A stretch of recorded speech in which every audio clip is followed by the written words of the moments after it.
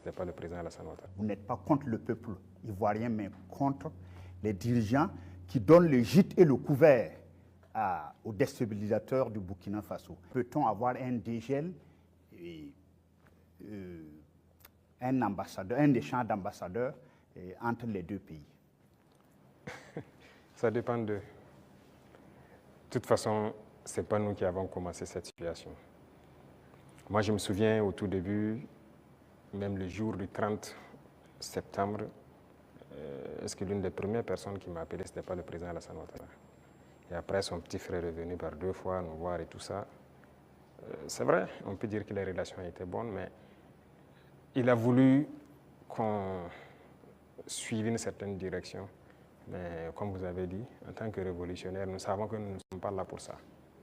Nous étions là pour la révolution. Et la révolution, c'est une rupture. On ne peut pas suivre une certaine politique. Et donc, petit à petit, les relations ont commencé à ne pas aller.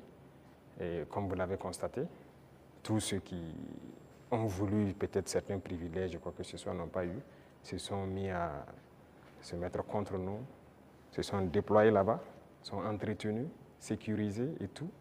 On sait de quoi on parle, parce qu'ils savent aussi de quoi on parle, pour agir contre nous.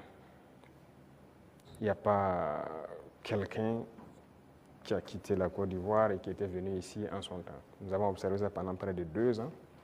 On les a parlé plusieurs fois. Ils nous ont dit non, il faut qu'on passe par les règles de l'art, il faut que la justice émette des mandats et tout ça. On a fait tout. Ils ne répondent pas. Monsieur le Président, ça ne marche pas. J'embraye avec la question de mon confrère pour rester sur la Côte d'Ivoire.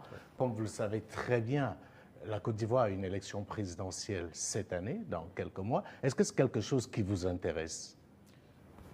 Ça nous intéresse d'autant plus qu'on a beaucoup de compatriotes en Côte d'Ivoire quand même. Et on craint qu'il y ait des violences. Et ça, ce n'est pas forcément la bienvenue. Parce que nous avons vécu malheureusement les années passées aux violences en Côte d'Ivoire avec les opérations Bahiri. Tout le monde a subi ça au Burkina. Aujourd'hui, vraiment, nous ne souhaitons pas qu'il y ait des violences.